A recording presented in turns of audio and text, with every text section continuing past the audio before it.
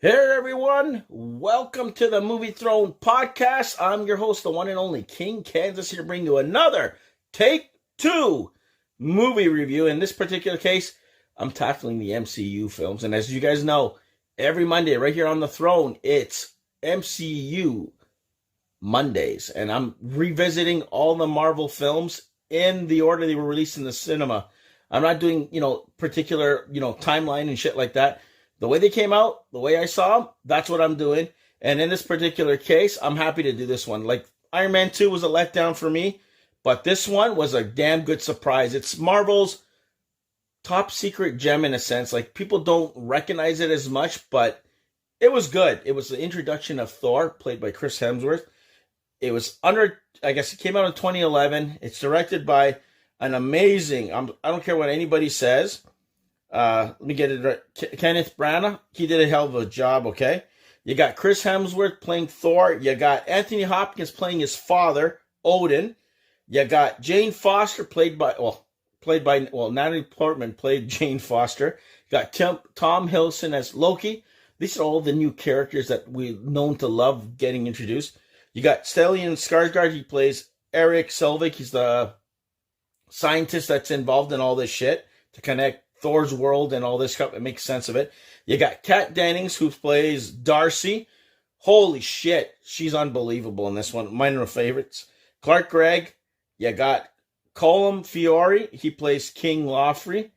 You got Idris Elba, for God's sakes. What a cast. Playing Heimdall. You got Ray Stevenson, the late great, God rest your soul, playing Volstagg. And, like I said, you got a whole bunch of amazing actors. You got Jamie Alexander, who plays Stiff.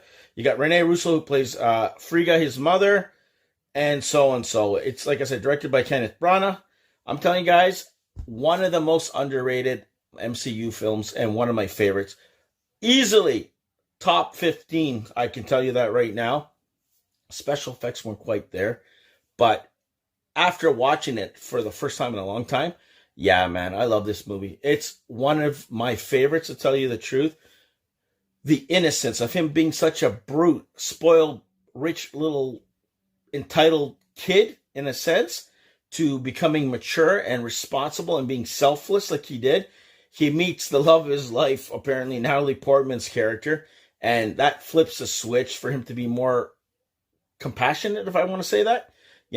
Comedy, well written, the Viking lore, explaining everything. Sir Anthony Hopkins, you got, my God, Renee Russo playing his parents. Holy shit, night and day, but awesome. Like, I think, and then you got, of course, Loki with the frost giants and all that stuff. Like, the special effects were pretty decent. Yeah, it wasn't the biggest thing, but it was just the perfect right mix. Like, it's well written, well acted.